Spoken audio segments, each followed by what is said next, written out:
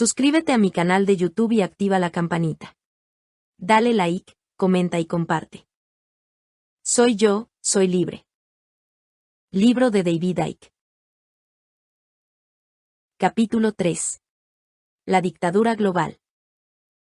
El control del mundo durante un periodo muy largo ha sido conseguido por los medios que ya he delineado, la manipulación de la mente, la división fabricada, y lo más importante de todo, el miedo. Esta es la emoción que ha dado el control de nuestras vidas a la camarilla manipuladora que yo llamo la élite global. Una vez que usted puede hacer a las personas temerosas, acudirán a alguien para protegerlas de lo que sea que hayan sido condicionadas a temer. Este es el motivo de que la historia, y el mundo de hoy, estén llenos de exageradamente publicitados monstruos y personas peligrosas, un foco del miedo del que debemos acudir a nuestros líderes para salvarnos. Se nos oculta el hecho de que tanto estos monstruos como nuestros líderes son nombrados y controlados por la misma fuerza.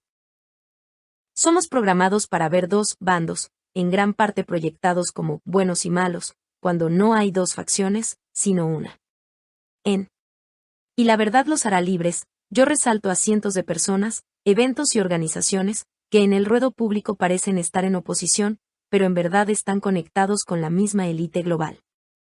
Entre estas conexiones, por ejemplo, están aquellas entre George Bush y Saddam Hussein, los oponentes, en la Guerra del Golfo de 1991. La Guerra Fría manufacturada entre Occidente y la Unión Soviética fue otro clásico de esta especie. Ambas poblaciones estaban tan llenas de miedo una de la otra que dieron aún más poder a sus líderes, y aceptaron el desembolso en armas grotesco en la creencia equivocada de que debían ser protegidas del enemigo. El imaginario o simulado enemigo creado por propaganda, como resulta ser. Ambos bandos, incluyendo Ronald Reagan, George Bush, Mikhail Gorbachev, y otros jefes soviéticos y estadounidenses fueron controlados por las mismas personas. Eran el mismo lado. La élite global, los pocos que deciden la dirección del mundo y humanidad, se sitúa encima de una pirámide de manipulación, figura 1. Casi cada organización hoy está estructurada como una pirámide.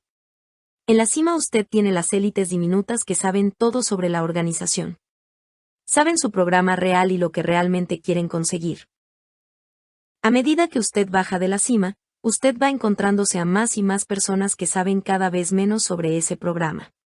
A esto se llama compartimentación. Aquellos en la cima se aseguran que todos hacia abajo en la pirámide conocen solamente su propia contribución personal a la organización, compañía, sociedad secreta, lo que sea. Por consiguiente, la mayoría de ellos piensan que su trabajo es muy inocente porque no se les permite saber cómo su trabajo encaja con los de los otros en la pirámide para crear un modelo que es cualquier cosa menos inocente. Solamente las élites en la cima saben cómo encajan entre sí estas contribuciones personales y de este modo usted tiene personas a lo largo de toda la pirámide trabajando en la ignorancia de lo que realmente forman parte. Los francmasones y otras sociedades secretas son un ejemplo obvio de este método con sus niveles de iniciación. Cada uno de los niveles no tiene idea de los conocimientos retenidos en los niveles encima de ellos. La vasta mayoría de los masones nunca avanza más alto que el tercer grado, pero hay otros 30 niveles oficiales encima de eso en el así llamado rito escocés y luego otros 13 niveles no oficiales, conocidos como los niveles Illuminati, que ni siquiera se reconoce que existen. La mayoría de los masones, allí abajo en los 3 niveles inferiores, están ajenos al objetivo real de esa organización. Son una cortina de humo en gran parte ignorante y manipulada por los pocos que controlan la sociedad secreta.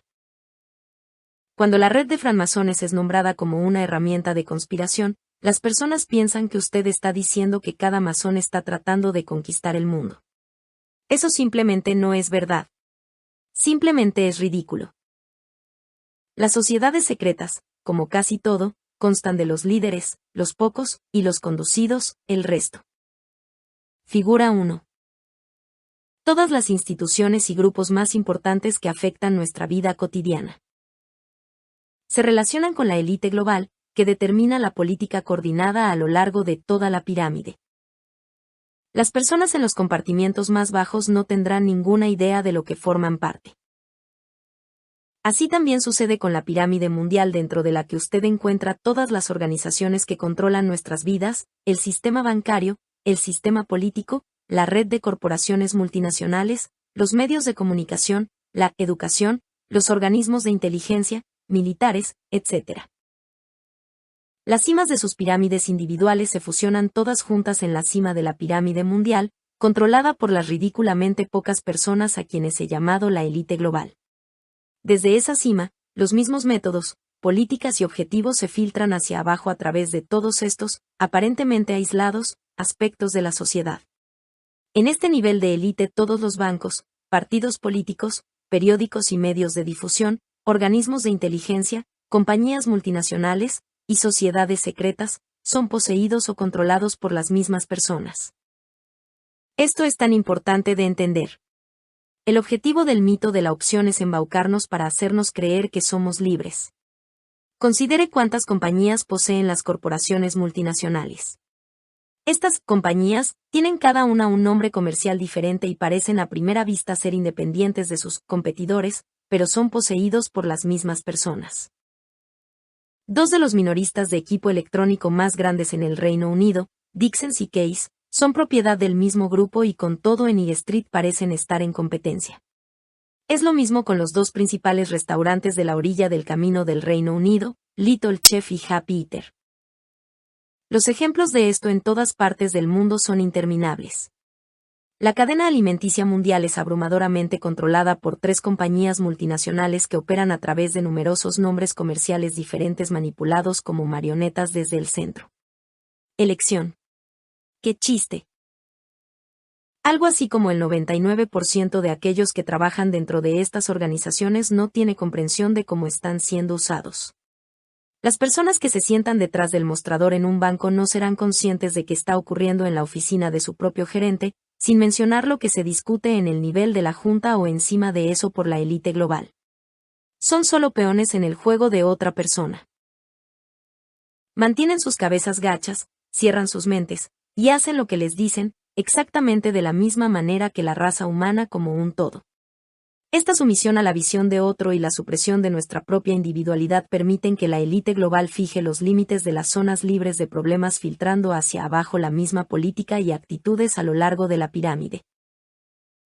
Hacen esto a través de una red de organizaciones que incluyen el Instituto Real de Asuntos Internacionales de Londres, Royal Institute of International Affairs, RIA, el Consejo de Relaciones Exteriores de los Estados Unidos, Council on Foreign Relations, CFR, la Comisión Trilateral, de los Estados Unidos, Europa, Japón, Trilateral Commission OTC, y el más influyente de ellos, el Grupo Bilderberg, BIL. Hay muchos otros ramales de esta red, como el Pinnacle Circle o Le Cercle, que trabajan para eliminar a los dirigentes políticos juzgados inaceptables por la élite. Estas organizaciones privadas tienen entre sus miembros a las personas en la cima de la política, la empresa, la banca, los ejércitos, los medios de comunicación, la educación, etc., quienes entonces impregnan la pirámide con un solo plan general que ha conducido a una centralización más grande del poder todos los años. Todas estas instituciones que controlan la dirección de nuestras vidas son asimismo controladas en la cima de la pirámide por las mismas personas. Usted puede leer acerca de esta red en gran detalle en Y la verdad los hará libres.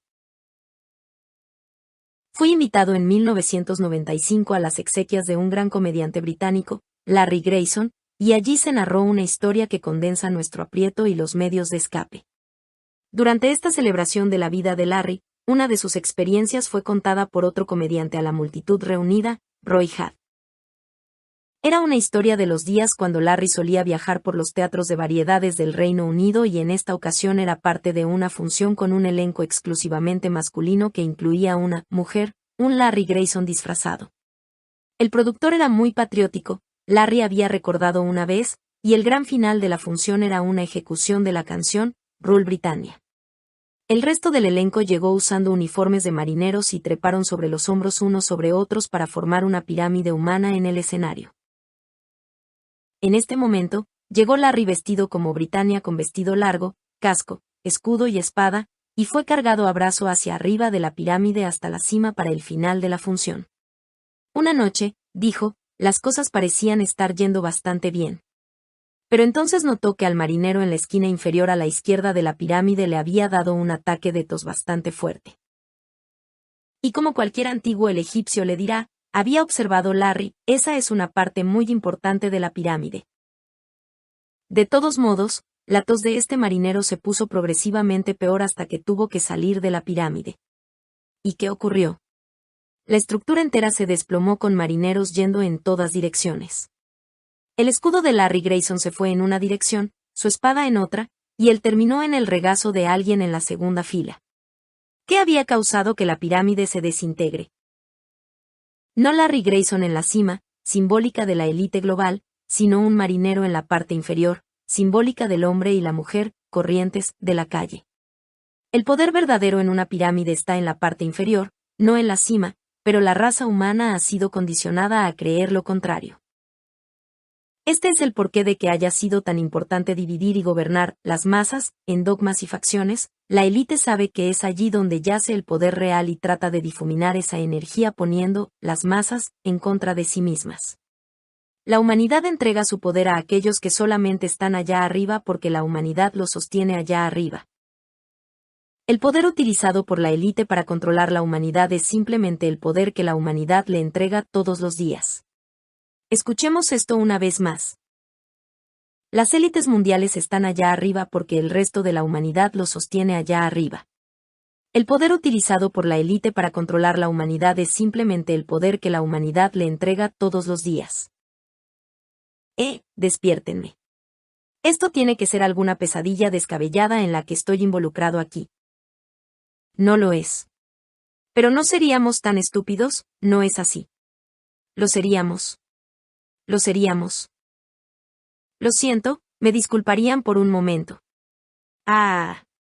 Gracias. Cada zona libre de problemas es una pirámide con dictadores religiosos, políticos y económicos sentados en la cima imponiendo su voluntad al resto. Ellos solo pueden lograr eso si aquellos más abajo en la pirámide aceptan hacer, incondicionalmente lo que sea que la cima les diga, y creer, incondicionalmente, cualquier propaganda que la cima envíe hacia abajo para condicionar su pensamiento y percepciones de la vida, de ellos mismos, y de los otros.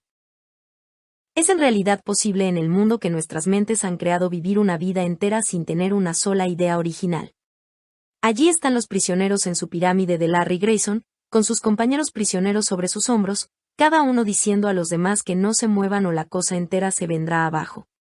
Allí ellos están de pie con los hombros doloridos y las mentes silenciosas, aterrorizados de salir fuera de esta prisión piramidal. Tienen miedo de dejar ir su percibida seguridad o enfrentar el ridículo o la hostilidad de esos todavía encandilados por las luces del automóvil que se acerca. Seguridad. Disculpe, como dijo. Vivir en la cárcel es seguridad. Tener su vida controlada y su futuro determinado es seguridad. ¿Qué engaños tejemos? Algo basado en el miedo y la inhibición del potencial humano nunca es seguro. Algo que debe ser impuesto nunca es seguro. Solo libertad para todos y por todos es segura y puede sobrevivir. Lo que hace el control del mundo tan simple es la extensión a la que miles de millones de personas han entregado sus mentes. Podríamos convertirnos en robots. Somos malditos robots. Es inútil negar eso, porque si lo hacemos no haremos nada al respecto. La manera infantil en la que pensamos lo que nos dicen que pensemos nunca cesa de dejarme sin aliento. Durante 48 horas después del atentado de Oklahoma en 1995, era una pesadilla ser un árabe en los Estados Unidos. ¿Por qué? Porque el gobierno, del cual ciertos elementos colocaron la bomba, como al final nos daremos cuenta, anunció que podría haber una conexión con Medio Oriente. Los árabes en América, e incluso aquellos que solamente parecían árabes, fueron sermoneados en la calle como consecuencia de este anuncio. 2 días o así después el mismo gobierno dijo que no había una conexión con Medio Oriente y repentinamente estaba bien ser un árabe otra vez. Aquellos que respondieron de este modo eran adultos, que actuaban como niños de pecho, marionetas en los cordeles de las declaraciones oficiales, y forraje para la élite global. No hay ningún límite a los ejemplos de todos los días de personas que juegan al robot. Cuando empecé a revelar el trasfondo de la conspiración mundial y mencionar los nombres y las organizaciones involucradas, empezó la campaña para desacreditarme. Fui tachado de antisemita y un neonazi. Ahora eso no era ninguna sorpresa porque todo el que se acerca a la verdad de quien controla realmente el mundo es atacado del mismo modo. La élite global tiene dos respuestas de defensa principales: asesinar a aquellos que están levantando el velo o asesinar a su personalidad etiquetándolos de antijudíos y nazis. Lo que siguió en la campaña para desacreditarme fue la confirmación final que grandes franjas de la raza humana ya no tienen acceso a sus propias mentes. Las personas detrás de estos ataques sobre mí eran dos periodistas en Londres llamados Matthew Kalmen y John Murray. Había personas que los animaban también, estoy seguro, pero ellos han sido la cara pública de la campaña. Escribieron un artículo asombroso lleno de falsedades en su propia revista poco conocida y luego, según admitieron, empezaron a pregonar esta historia a través de los principales medios de comunicación. Algunos periódicos se negaron a imprimirlo, pero otros como The Guardian y The New Statesman publicaron este disparate. Luego hubo más. Durante un periodo de un año, casi cada artículo de la revista que hacía estas acusaciones fue escrito por Matthew Kalmen y John Murray y casi cada artículo del periódico estaba basado en la información proporcionada por Matthew Kalmen y John Murray. Una revista llamada Newman dirigió una pasmosa tergiversación de mi libro. Y la verdad los hará libres. Fui llamado un nazi y la portada consistía de una fotografía mía retocada para parecerse a Adolf Hitler. El artículo fue escrito por Matthew Kalmen y John Murray y la revista fue editada por Matthew Kalmen. La revista de estilo New Age llamada Kindred Spirit también publicó una larga carta llamándome nazi y antisemita. El escritor de la carta era Matthew Kalmen. Así que las afirmaciones de que yo era un nazi antisemita fueron, predominantemente, puestas en el ruedo público por dos personas. Pero dado el estado actual de la conciencia humana, esto es todo lo que se necesita para controlar la mente de millones. Asombroso, pero cierto. De hecho, usted no necesita ni siquiera a dos personas, uno es suficiente. Repentinamente las personas que habían creído que yo estaba loco, debido a lo que los medios de comunicación les habían dicho sobre mis puntos de vista espirituales, estaban ahora convencidos que yo era malo, porque estaban leyendo en periódicos y revistas, el trabajo de dos personas, que yo era un nazi. Aquellos que según admitieron no habían leído mis libros o escuchado mis charlas, empezaron a protestar por mis reuniones públicas en virtud de lo que habían leído en los medios de comunicación, dos personas, o lo que sus amigos les habían dicho después de leerlo también en los medios de comunicación, dos personas. Los eventos en Brighton sobre la costa de sur de Inglaterra resumen el punto que estoy exponiendo. Los robots radicales locales creyeron las falsedades con que los alimentaron Kalmen y Murray y ejercieron tanta presión sobre la Universidad de Brighton que las autoridades cedieron a las amenazas de una muchedumbre y cancelaron mi reunión con muy poco tiempo de aviso. Las personas en la universidad que tomaron esa decisión habían leído mis libros o escuchado mis charlas. No. Entonces, ¿dónde consiguieron ellos su información sobre lo que se suponía que yo estaba diciendo? La Liga Antinazi. ¿Y de dónde consiguieron ellos su información? Kalmen y Murray. Reservé un hotel en Brighton para la charla reprogramada. Se llamaba The Brighton Oak. Aceptaron la reservación y las cosas parecían estar yendo bien. Entonces cancelaron la reservación repentinamente debido a mis opiniones, extrema derecha. Oh, sí. Las personas en el hotel que tomaron esa decisión habían leído mis libros o escuchado mis charlas. No. Entonces, ¿dónde consiguieron ellos su información sobre lo que se suponía que yo estaba diciendo? La Liga Antinazi. ¿Y de dónde consiguieron ellos su información? Kalmen y Murray. Probamos justo al norte de Brighton en Crawley, en un teatro propiedad del Consejo Municipal de Crawley. 48 horas antes del evento oíamos vía los medios de comunicación, no del Consejo, que la reunión fue cancelada. Esta vez en el Consejo sabían que iba a decir porque habían visto un video.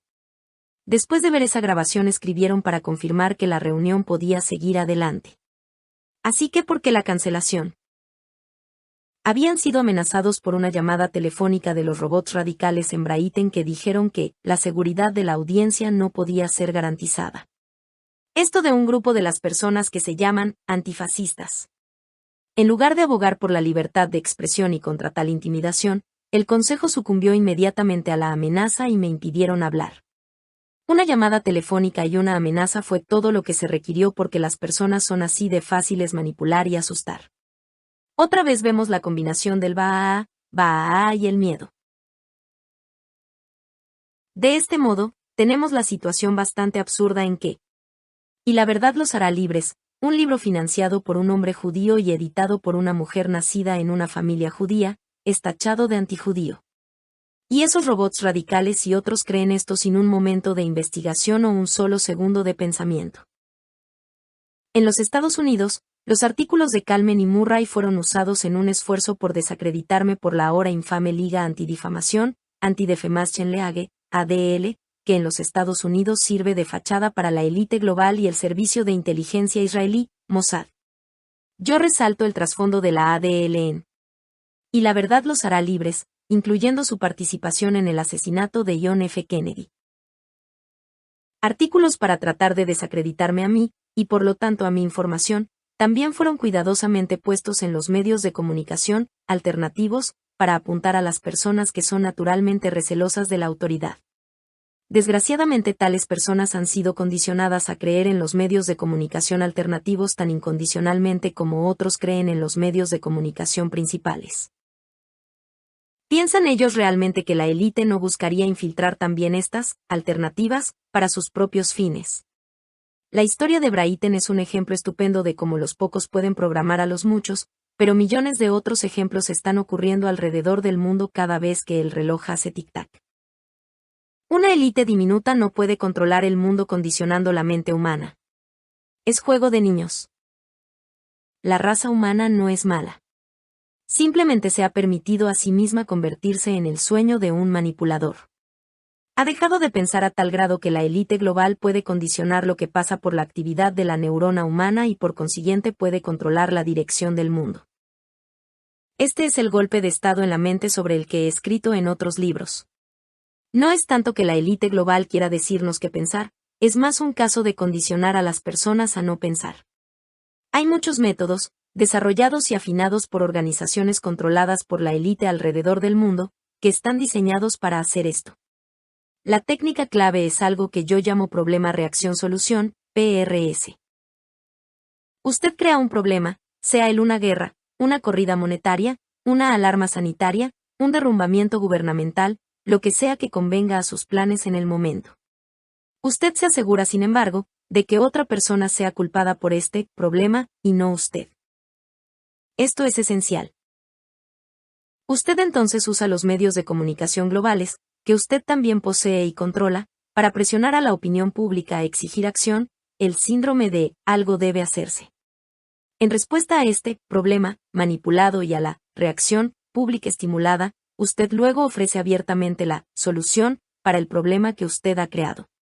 Esta solución es lo que usted planeó hacer todo el tiempo, pero el método problema-reacción-solución significa que usted no solamente evita seria oposición a sus planes, usted en realidad manipula a las personas para que le exijan que haga lo que usted pensaba hacer de todos modos. Algunos ejemplos. El objetivo de la élite es un gobierno mundial al que los países, incluso los continentes, estarían subordinados. Llaman a esto el nuevo orden mundial. El proceso continuo de centralizar el poder económico y político durante cientos de años no ha ocurrido solo al azar, ha sido manipulado intencionalmente. La centralización en un nivel global con un gobierno mundial es solamente el resultado natural de esta política. Quien quiera controle al gobierno mundial, la élite global, controlaría el Banco Central Mundial y la moneda del mundo, que son también parte del programa conocido como el Nuevo Orden Mundial. En pocas palabras, quien quiera controle al gobierno mundial controlaría el planeta más aún comprensivamente de lo que lo hacen ahora. Pero los gobiernos mundiales no ocurren casualmente. Tienen que ser manipulados hasta la existencia, creados mediante manipulación, y en el corazón de esa estrategia debe estar una conspiración para desacreditar el status quo, la comunidad y la nación. Si eso está trabajando bien y la armonía reina, las personas no van a aceptar un gobierno mundial que les diga qué hacer. Usted tiene que crear la necesidad percibida y allí es donde el problema reacción-solución es tan eficaz. Como yo y muchos otros han documentado en sus libros, es demostrable que los mismos banqueros mundiales y sus redes financiaron todos los bandos en la Primera y Segunda Guerra Mundial, y de hecho financiaron la Revolución Rusa que nos trajo la tiranía conocida como el comunismo. Sé que parece sorprendente al principio, pero aquellos que financiaron a Gran Bretaña, América, y los aliados en esas guerras también financiaron a los alemanes y Adolf Hitler. ¿Por qué miércoles harían eso? Para seguir su programa a largo plazo del control mundial total. El objetivo principal de una guerra manipulada es cambiar la naturaleza de la sociedad postguerra. El mundo se hizo más centralizado como consecuencia de la Primera Guerra Mundial e incluso más después del Segundo Conflicto Global. Esa era la idea, figura 2. El horror y la destrucción de la Primera Guerra Mundial llevaron a un entendible grito de «algo debe hacerse», y la élite propuso su solución, la Liga de las Naciones, su primer intento de una organización global que podía ser desarrollada paso a paso hacia el gobierno mundial. No se las arreglaron para hacer eso en esta ocasión y la Liga de las Naciones se desplomó al final. Pero después de la Segunda Guerra Mundial vinieron otras dos creaciones de la élite, demostrable, Organización de las Naciones Unidas, ONU, y la Unión Europea, UE. La razón alegada para la existencia de la ONU fue impedir las guerras, pero ahora, como siempre se planeó, vemos a la ONU y la OTAN siendo usados como simples vehículos para la creación, otra vez paso a paso, del ejército mundial bajo el control central. Un ejército mundial que, lejos de detener guerras, realmente las lucha. El mismo principio se aplica a la creación del comunismo y la Unión Soviética que fueron conseguidas vía financiación y manipulación política de los Estados Unidos y el Reino Unido. La creación de dos facciones es una parte esencial de manipular el miedo de los pueblos. Para Occidente, la Unión Soviética fue retratada como un monstruo peligroso, el imperio malvado, mientras que en la Unión Soviética, el Occidente fue retratado del mismo modo. El miedo, divide y reinarás, la vieja historia. Figura 2. La situación del ejército mundial es otro ejemplo obvio de problema-reacción-solución. Si usted quiere un ejército mundial y usted quiere que las personas lo acepten o incluso lo exijan, antes que nada usted necesita un problema. Si el funcionamiento de la ONU es eficaz en mantener la paz, eso es desastroso bajo las reglas del problema-reacción-solución. Ningún problema, ninguna reacción, ninguna solución.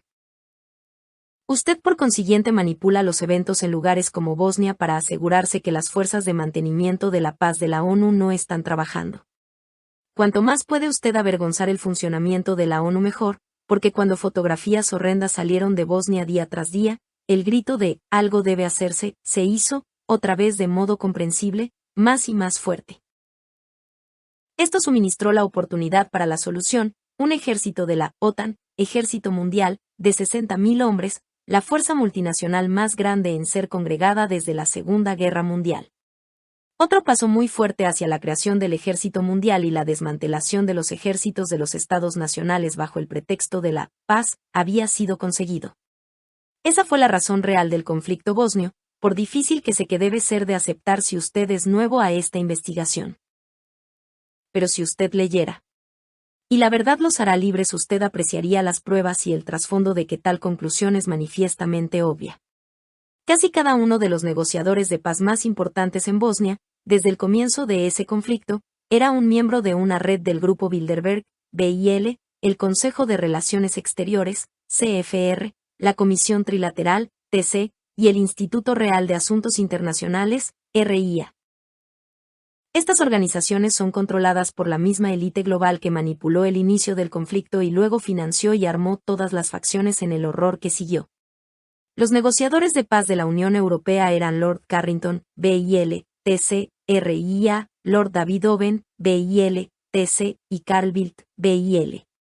Trabajaron con los negociadores de la ONU Cyrus Vance, BIL, TC, CFR, y Thorvald Stoltenberg, BIL, TC.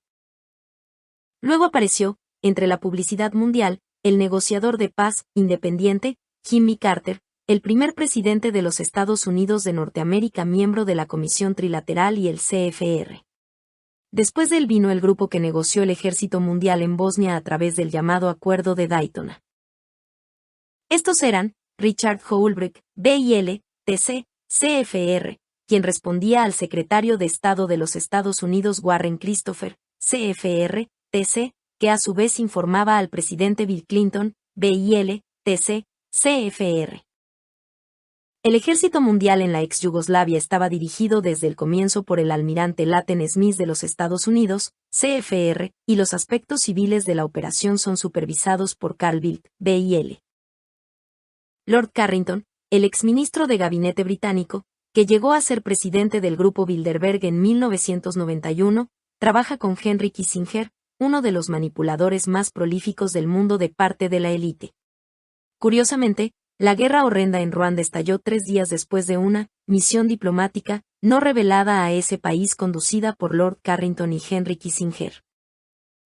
El ex primer ministro israelí Yitzhak Rabin, un portavoz de Kissinger, después asesinado, también aceptó embarques de armas a Ruanda en la carrera hacia el conflicto.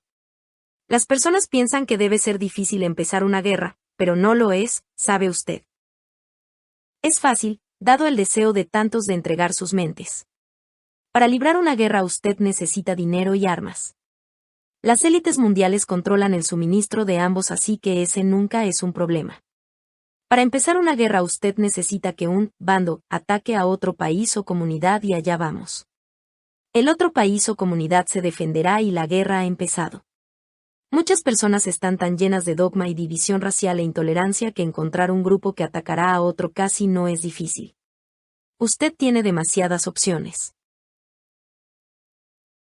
La élite global normalmente se asegura que sus empleados o marionetas están conduciendo todas las facciones, como con Franklin D. Roosevelt, Adolf Hitler, Joseph Stalin y Winston Churchill en la Segunda Guerra Mundial.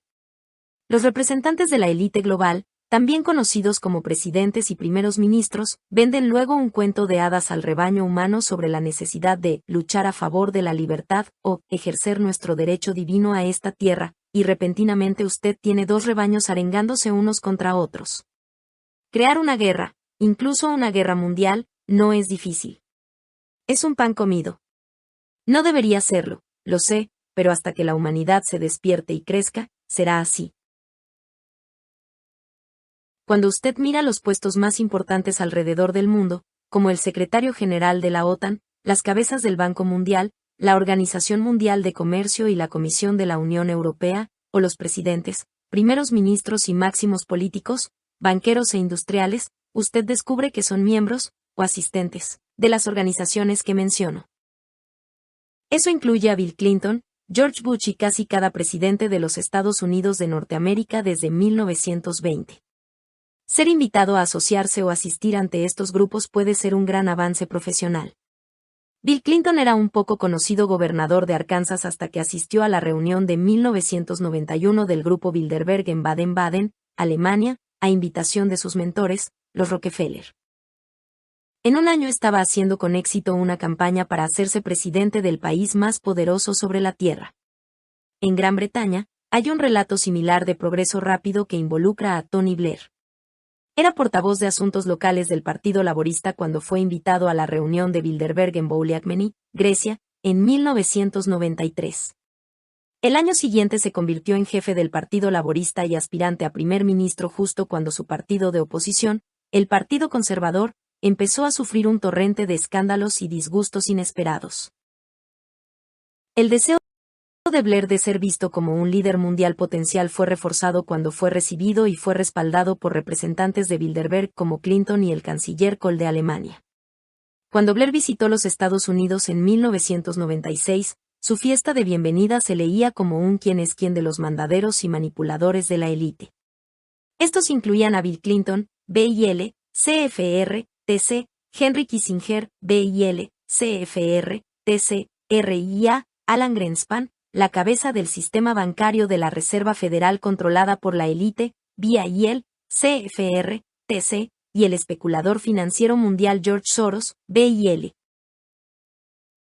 Demasiadas de las opiniones y políticas de Blair, incluyendo esas sobre la Unión Europea, reflejan a aquellas de la élite. No puedo evitar pensar que tiene el aspecto de un elegido, sea que él lo sabe o no.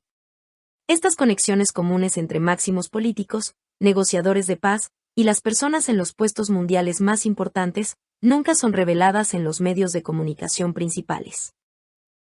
Me pregunto, ¿por qué? Los cientos de periódicos y revistas mundialmente poseídos por el grupo Hallinger, incluyendo los periódicos Telegraph en el Reino Unido, no mencionan esta red encubierta porque el grupo es controlado por el canadiense Conrad Black, un miembro del núcleo del comité de dirección del grupo Bilderberg.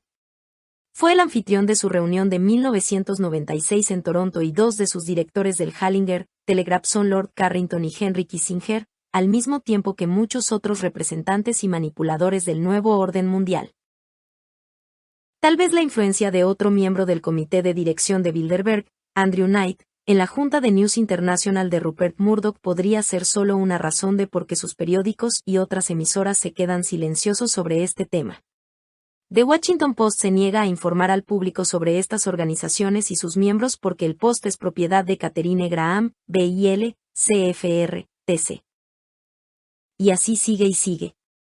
Su mente está siendo suturada y así, por consiguiente, está el planeta. Otra técnica de condicionamiento muy eficaz es lo que yo llamo el enfoque del cruce de piedra en piedra. La conspiración entera se basa en la manipulación de la mente y las élites tienen mucho cuidado para no ir demasiado lejos demasiado rápido. Si lo hicieran, incluso el rebaño de ovejas aturdido podría ver que algo está pasando.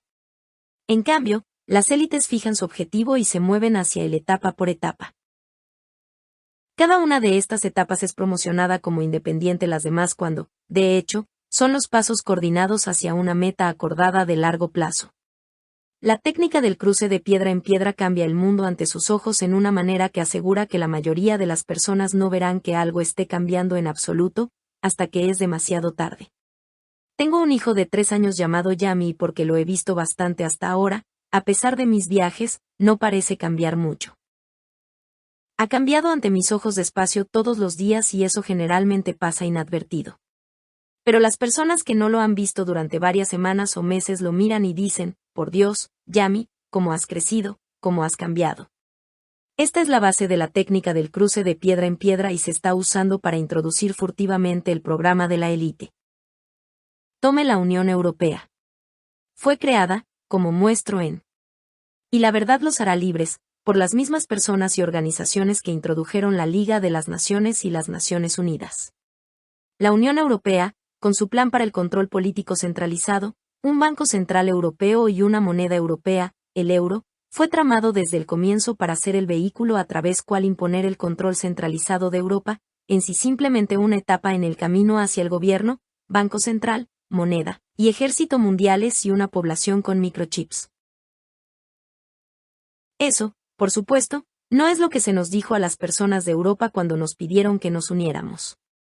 La Unión Europea fue luego llamada la Comunidad Económica Europea, European Economic Community, o el Mercado Común, Common Market. Nos dijeron que nos estábamos uniendo a un área de libre comercio, y no a un superestado europeo centralizado que eventualmente abarcaría los países de la ex Unión Soviética. En cuanto estábamos en la telaraña y las economías de Europa estuvieron lo suficientemente entrelazadas para hacer muy difícil retirarse en el corto plazo, comenzó el proceso de transformar el área de libre comercio del mercado común en la tiranía europea planeada todo el tiempo, la Unión Europea. Solamente ahora más personas están empezando a darse cuenta cuán lejos ya ha avanzado esta transformación. El mismo proceso está en marcha con el Tratado de Libre Comercio Norteamericano, TLC o North American Free Trade Agreement, NAFTA, en inglés, que está planeada para evolucionar en la versión norte central sudamericana de la Unión Europea y esto se aplica al área de libre comercio hacia Australia conocida como la Cooperación Económica Pacífico-Asiática, Asian Pacific Economic Cooperation, APEC. Todo esto ha sido planeado hace mucho tiempo. No es ninguna coincidencia que uno de los planes de Adolf Hitler y los nazis era la creación de lo que llamaron el Europäische Wirtschaftsgemeinschaft. Este traduce como la Comunidad Económica Europea. Después de 1945, la mentalidad nazi simplemente intercambió sus botas militares y cascos de lata por trajes de oficina elegantes. Apropiadamente, la introducción de la moneda única europea involucrará la transferencia del oro, dinero y reservas de bonos de todos los Estados miembros al Banco Central Europeo en Frankfurt, Alemania. Este banco será controlado por 6 banqueros no electos con un periodo 8 años garantizado en el poder y, como el Tratado de Maastricht dice, las decisiones estos, Super 6, no pueden ser anuladas.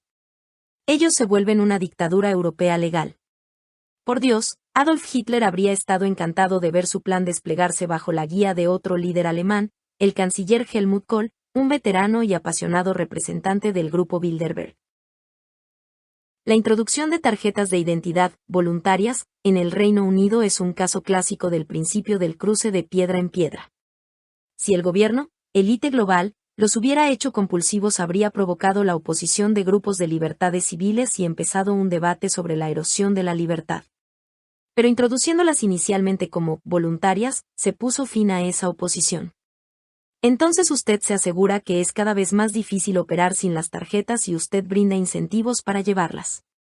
Al final usted consigue su objetivo pero sin la molestia de la oposición conjunta o el debate público.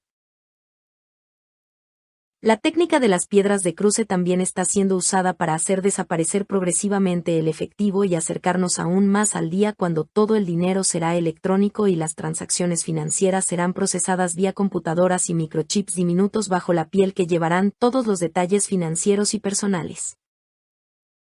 Estamos siendo condicionados a creer que el hacer desaparecer progresivamente billetes y monedas hará todo más eficiente, y los manipuladores están apelando al prejuicio humano enfatizando como el final del efectivo detendrá el fraude de seguridad social y la evasión de impuestos.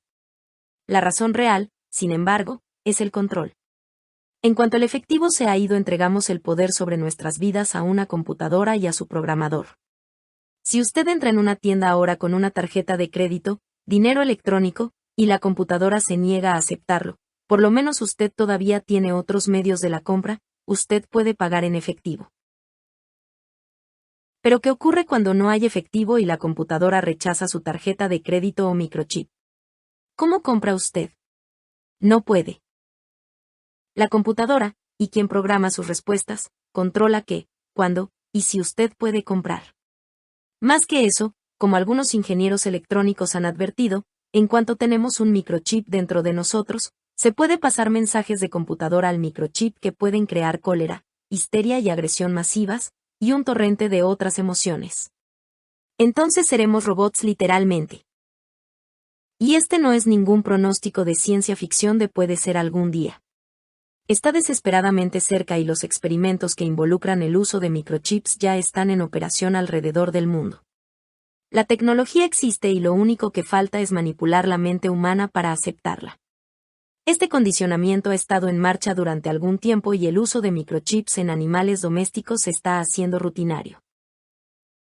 En el otoño de 1995 vi una nota en el programa de Ciencia de la BBC, Tomorrow's World, El Mundo del Mañana, que veía muy positivamente un proyecto de insertar microchips a las personas con sus registros médicos. Se presentó a una mujer con un microchip en su pecho y el doctor llegó junto a ella con un lector de código de barras como esos que usan en los supermercados. Cuando dirigió este artilugio hacia abajo desde su frente, en la pantalla surgió su información médica.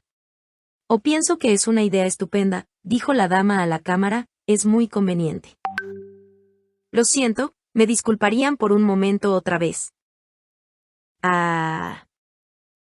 Gracias». Usted puede ver el potencial cuando usted considera cómo opera la televisión por satélite. Cada abonado tiene una tarjeta programada para aceptar los canales que ha pagado. Si después usted desea suscribir otro canal, usted podría pensar que usted tendría que ordenar una nueva tarjeta. No. Usted telefonea al departamento de abonados y ellos le piden que sintonice el televisor en el canal que usted quiere.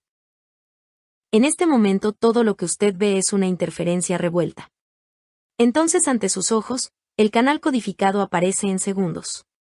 ¿Cómo hicieron eso?, pregunté. Envían una señal que reprograma a su tarjeta y la de nadie más. Tienen la habilidad, incluso en la televisión por satélite, de aislar una tarjeta en un televisor en una casa. Y no pueden hacer eso con un microchip dentro de una persona. Por supuesto pueden y esa es la idea. Si usted no hace nada más para apoyar la libertad, le pediría que por lo menos considere las consecuencias para usted y sus niños de permitir que el programa de uso de microchips en humanos comience sin oposición.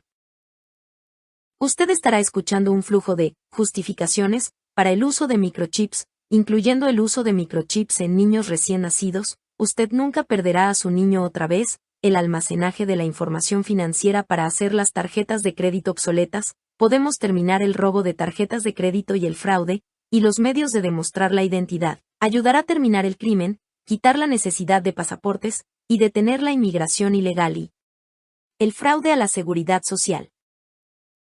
Todas estas afirmaciones y otras más están diseñadas para manipular su mente a aceptar el microchip que lo convertirá en un robot completo. El microchip y la sociedad sin efectivo son parte de esa herramienta fundamental en el control de la existencia humana, el sistema financiero mundial. Pregunte a la mayoría de las personas por qué no están haciendo o diciendo lo que ellos realmente creen que es correcto y la razón será el miedo. Una expresión principal de ese miedo es la necesidad de ganar dinero para vivir. Otra vez, esa es la idea. Si usted puede inflar el coste de los insumos básicos para vida, la comida, la calefacción, la ropa y la vivienda, usted presiona a las personas para que sirvan a su sistema para ganar el dinero para comprar esos insumos básicos. Cuanto menos usted necesita ganar, más opciones usted tiene para llevar su vida como usted cree conveniente. Cuanto más usted tiene que ganar, menos son las opciones. Esta estafa se funda en el truco de timador más grande de todos ellos, el pago de interés sobre dinero que no existe. El hecho de que toleramos esto como una raza humana, revela mucho sobre la escala de la clonación colectiva de mentes que se ha desplegado en este planeta. Los bancos controlados por la élite normalmente están prestando 10.000 libras por cada 1.000 libras que en realidad poseen. Es como si usted posee 100 libras, pero presta 1.000 libras a sus amigos y les cobra interés. Si cada uno de sus amigos exigiese efectivo en sus manos, usted no podría ejecutar esta estafa, pero los bancos no tienen tal problema porque la mayoría de sus transacciones no involucran efectivo. Ellos trabajan principalmente con dinero teórico, cheques y tarjetas de crédito. Si todos fueran al banco para pedir su dinero al mismo tiempo, los bancos estarían quebrados muchas veces porque están prestando por lejos mucho más de lo que han depositado con ellos. Todo excepto una fracción del dinero que los bancos prestan, no existe físicamente. La mayoría de las personas creen que los bancos prestan solamente el dinero que los clientes han depositado con ellos. Esto simplemente no es verdad. Lo que los bancos prestan es, en efecto, nada. Cuando usted va a un banco por un préstamo en su cuenta es acreditada esa cantidad. Todo lo que el banco ha hecho es teclear la cantidad de su préstamo, digamos 10.000 libras, en un disco de computadora. Si el banco le estuviera prestando el dinero de sus clientes, sus cuentas tendrían que ser reducidas en 10.000 libras para permitir que usted tenga el préstamo. Pero no lo son. Permanecen igual. Así que ¿de dónde han aparecido repentinamente estas misteriosas 10.000 libras? Su préstamo, como con cada préstamo, es hecho aparecer de la nada como simplemente cifras en una pantalla de computadora. Y desde ese momento usted empieza a pagar interés sobre ese dinero inexistente.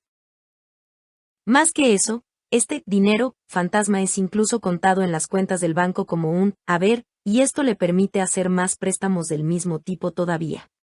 Con cada préstamo, el prestatario entra en deuda y aumentan los activos oficiales del banco, y con todo ni una nueva moneda ha sido acuñada y ni un nuevo billete ha sido impreso. Es todo una ilusión. La banca es la actividad delictiva más rentable y más destructiva en el planeta. Las personas que crean comida y producen los insumos indispensables de la vida están endeudados hasta sus ojos, y a menudo empujados a la quiebra y la ruina por personas que no hacen nada más que teclear cifras en una pantalla de computadora y cargarles interés. Cantidades fantásticas de dinero están en circulación en forma de cheques y crédito de varias clases, pero menos de 10% de él es en forma de monedas y billetes. Más de 90% de él no existe. El sistema está masivamente en quiebra y solamente sobrevive porque las personas están condicionadas a aceptar cheques y tarjetas de crédito como dinero, cuando, de hecho, no es nada más que una anotación en un programa de computadora con nada en absoluto para apoyarlo. Sorprendentemente, así es como la vasta mayoría del dinero es puesto en circulación, no por los gobiernos imprimiendo efectivo, sino por bancos particulares prestando dinero que no existe y cargándole interés. Por crédito, en otras palabras. Esto significa que todo menos una fracción del dinero usado para intercambiar por bienes y servicios es creado, justo en el principio, como una deuda. Oímos que la inflación es causada por los gobiernos que imprimen demasiado dinero. No, no lo es. Los gobiernos no imprimen suficiente. 90% del dinero puesto en circulación es creado en forma de deuda por la red de banca privada controlada por la élite global. Es absolutamente demente y no es ninguna maravilla que la montaña de la deuda se incremente cada minuto. Un auge económico cuando la producción y el consumo aumentan, solo resulta en más préstamo de los bancos para aumentar el gasto. Así que en los buenos tiempos económicos, la cantidad de la deuda se incrementa por cantidades colosales y esto al final resulta en los malos tiempos conocidos como depresión. Como los bancos tienen control sobre la creación de dinero a través de préstamos, determinan si va a haber un auge económico o depresión incrementando o reduciendo la cantidad de dinero que permiten que las personas pidan prestado. La diferencia entre un auge y una depresión es solamente la cantidad de dinero disponible a través de efectivo o crédito para hacer compras. Como el sistema bancario es controlado por la élite global, esta camarilla diminuta por lo tanto tiene el control sobre la economía de cada país y las decisiones de los líderes políticos y económicos quienes o bien no comprenden cómo funcionan realmente el sistema bancario y la creación de dinero, la mayoría, o bien están trabajando a sabiendas con esos que operan el sistema. Por este truco de manos, las deudas de las personas, empresas y países se han volado a la tierra de nunca jamás y la necesidad de pagar el interés es reflejada en el dinero que pagamos por impuestos, comida, la calefacción, la ropa y la vivienda. El gobierno británico gasta por lejos más en los cargos de interés anual que lo que gasta en la educación y en cuanto usted se da cuenta cómo trabaja el sistema ya no es más sorprendente que los Estados Unidos estén endeudados en billones y billones de dólares. Mire lo que ocurre en una sola transacción. Digamos que el gobierno de los Estados Unidos quiere tomar prestados $1.000 millones para cubrir su caída corta en los ingresos. Emite una nota de tesorería o vale, un pagaré, en otras palabras y lo entrega a la Reserva Federal, un cartel de bancos privados controlado por la élite global. Los banqueros entonces crean $1.000 millones a un costo despreciable para ellos. En este momento los bancos empiezan a cargar interés al gobierno, la gente, por $1.000 millones. No solamente eso, el trozo de papel, el vale, es contado como un activo de los bancos ahora y sale en sus cuentas como si poseen $1.000 millones en realidad en sus fondos. Esto quiere decir que pueden prestar otros $10.000 millones, por lo menos, de crédito inexistente a otros clientes. Todos los involucrados en un proceso productivo, sea el proveedor de los materiales, el productor, la compañía de transporte, la tienda, etc., están todos aumentando sus precios para cubrir su necesidad de pagar interés por el dinero inexistente que ellos han pedido prestado.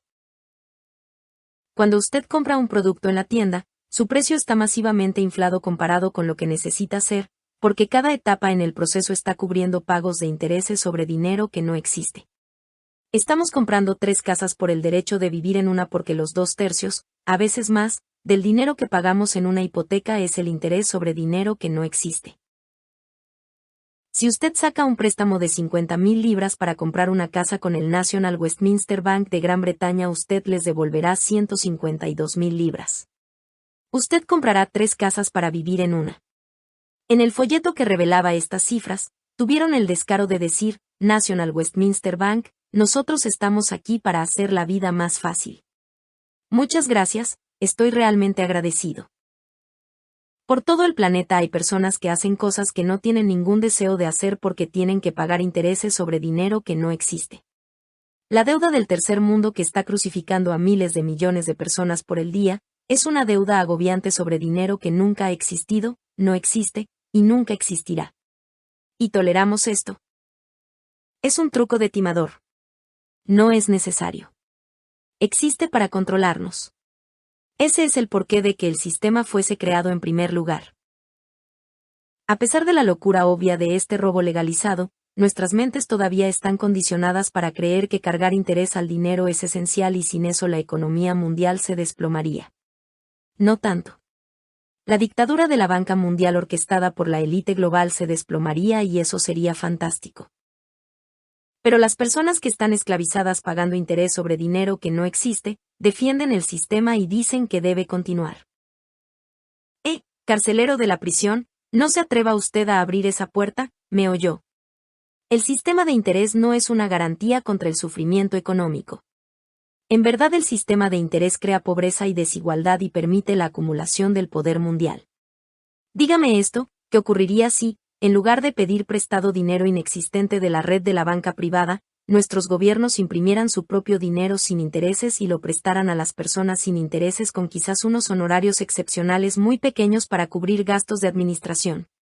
Ya no podríamos comprar todo lo que necesitamos.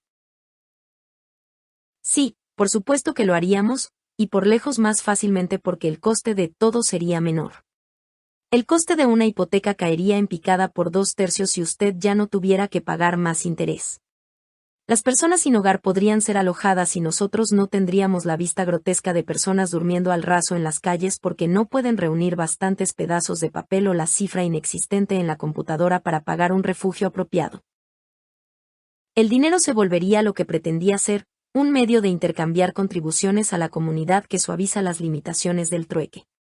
Es solamente cuando usted tiene interés sobre el dinero que se hace el vehículo de control que es usado con efecto tan devastador hoy. Nadie gana del pago de interés, excepto los bancos de la élite global. Nadie saldría perdiendo si el sistema fuera cambiado, excepto los nexos de la banca y aquellos que usan el dinero para ganar dinero sin ninguna contribución productiva al mundo. Los bancos que han saqueado y abusado de la humanidad durante tanto tiempo caerían y el papel de sus sucesores sería constructivo en vez de destructivo. La defunción de los bancos que cobran interés es realmente tan terrible. Estoy saltando de alegría de solo pensarlo. No hay razón por la que no podamos tener dinero sin intereses.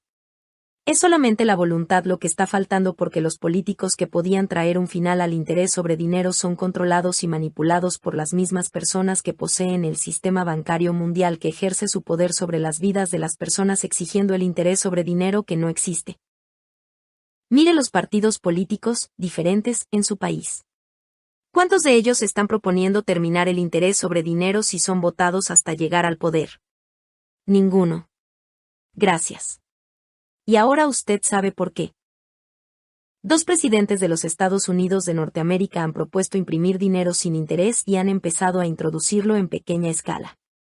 Uno fue Abraham Lincoln y el otro fue John F. Kennedy. ¿Qué más tienen en común?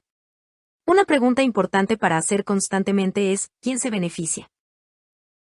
Cuando un político, economista, líder de la iglesia, periodista, o cualquiera está diciéndonos que pensar vale la pena hacerse esa pregunta, ¿quién se beneficia de que crea lo que están pidiéndome que crea?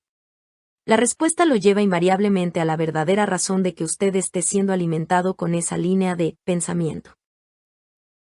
Por ejemplo, ¿quién se beneficia de que las personas crean que milicias de extrema derecha estaban detrás del atentado de Oklahoma? Aquellos que desean desacreditar los reclamos de las milicias sobre la conspiración mundial y aquellos que desean justificar la introducción de leyes más autoritarias en los Estados Unidos y, como el presidente Clinton declaró dentro de las 24 horas del atentado, un relajamiento de las restricciones sobre la participación en la ejecución de la Ley Nacional de los Ejércitos. ¿Quién se benefició del atentado en Arabia Saudita en 1996 que mató a 19 estadounidenses?